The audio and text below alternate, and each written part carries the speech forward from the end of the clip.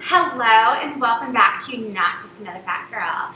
This is Christin and today I have a very special guest with me, Miss Delphina. Hi, I'm Delphina from Delphina Reads Too Much because I do. Yes, she does. Yeah, I do. We are what you would like to call black belt readers, meaning we can fly through a book a day very, very easily. And we're grumpy if we don't. Yes. Oh my goodness. And that is actually the topic that we are coming to talk to you about today. Specifically books in the BBW genre. And we're going to approach it from a different perspective though. We want to discuss why somebody who is not necessarily BBW or curvy should still give the genre a try. Because I think a lot of times people see that label, they see the BBW label, and they automatically assume because they are not curvy themselves that they would not be able to relate to whatever is in that book. And I don't think a lot of people stop to think about the reverse, which is that for many years, as curvy girls could not relate to what was in the regular mainstream romance titles, which is the size 6 heroine. I have never been a size 6. I was very briefly when I was very young. I didn't even have that. I was very young. So when we're talking about BBW, we're talking about big, beautiful women. And generally, when it comes to literature, or sometimes not books you'd consider literature because they're a little too high, We let them nod. Yeah, we do. Generally speaking, the heroine is the average size for U.S. Sizing for a woman is 14, 16 right now. And usually it's a woman who's larger than that. Once in a while, someone will have a book that they'll call BBW that has a size 10 or 12 heroine because that's what a plus-size model is in the modeling industry. But for the most part, you're looking at heroines who are plus size. They shop in the plus size market. They don't go to the regular size clothing rack. Some are size 26, 28, and some are size 16, 18. And there's everything in between because women are everything. But that's the thing, I don't think that we should restrict it to just women. No. I absolutely feel like we need to open this up to men. Where are my BBM authors at? Hello, get writing that, please.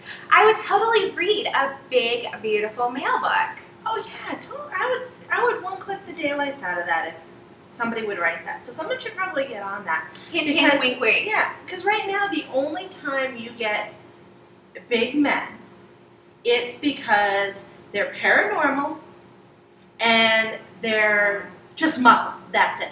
And I don't mind reading about a 6'5" guy who's sheer muscle, but that doesn't mean that's the only kind of guy I want to read about. Absolutely. And also I think that's a little unrealistic. The same way that books have kind of boxed us women in over the years, I definitely feel like the reverse is true. Many men have been boxed into the I need to be, 6 foot tall, dark and handsome with big burly muscles and able to heft her no matter what her weight is. And that's not the case. And even when it's a nerd, which I love reading about nerds, they're kind of my thing. Yeah. I married a statistician. Hello. Even those men are, and he's got a 24-pack, because you can't just have a 6-pack anymore. So yeah, BBWN, somebody better get on that.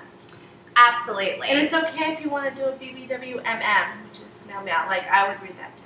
So don't limit yourself. Well, I mean, technically it would be a BBMM. BBMM. Yeah. Yeah. BBMM. But sure, that's fine too. So I think the number one thing would be, why would somebody want to read a BBW title if they are not BBW? What is the attraction? Why should they give it a chance? Well, I think with all books and all characters, the thing most readers want to do is they want to connect with a character. Now, there's, of course, people read for different reasons, but most of us want to connect with a character and see something of that character in us.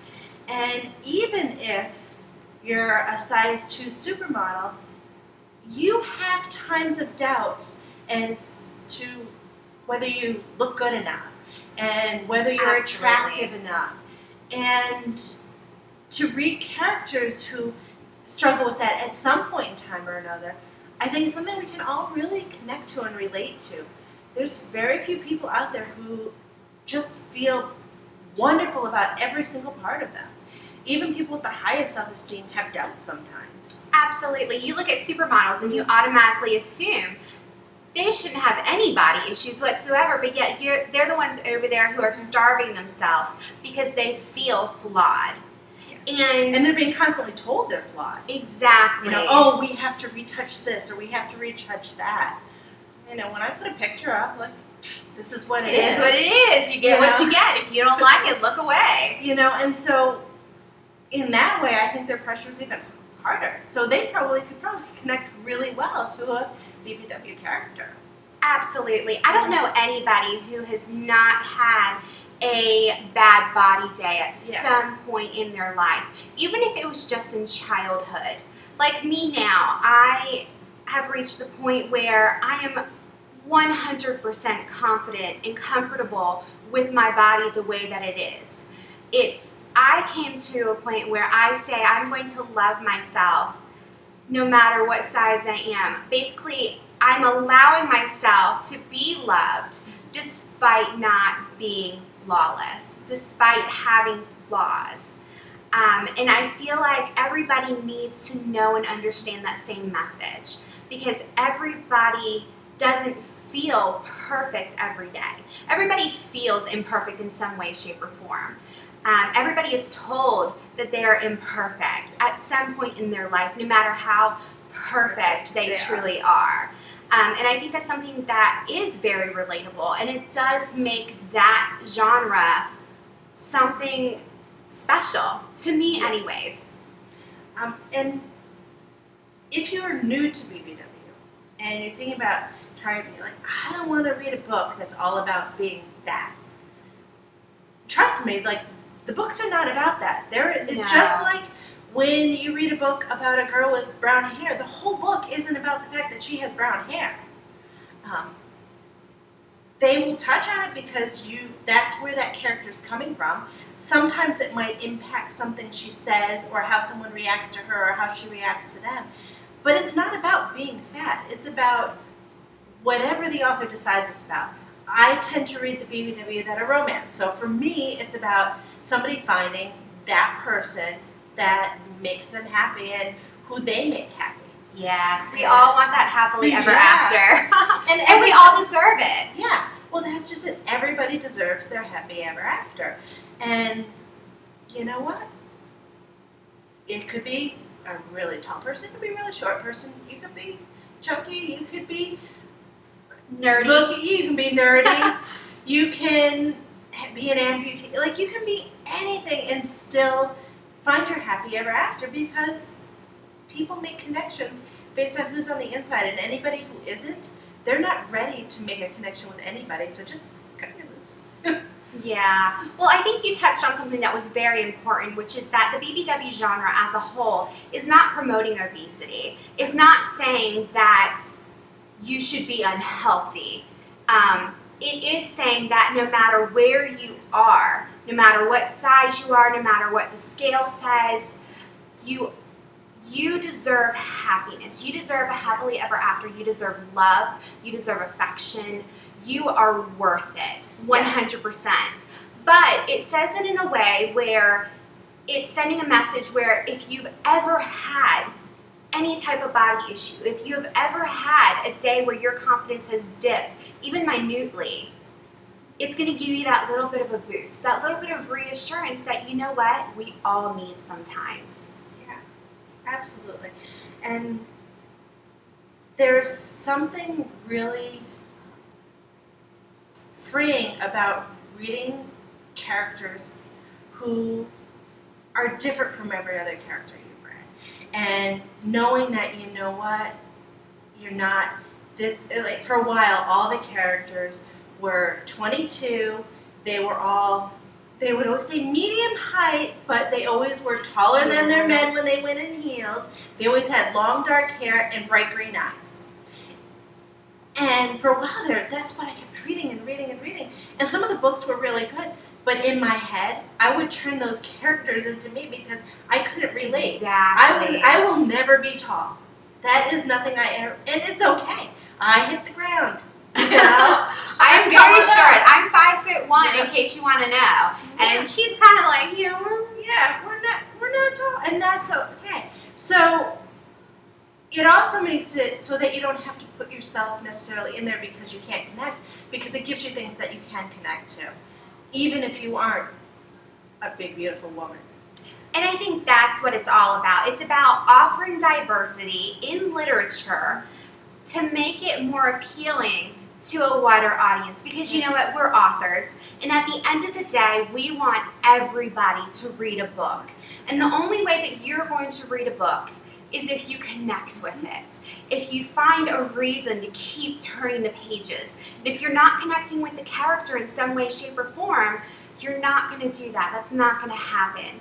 So that is why I feel like the BBW genre is so vital and so important right now, you know, when literature rates continue to go down, is people need to read. Yeah. But also I think people need the message, and they need to be reassured that they're not alone.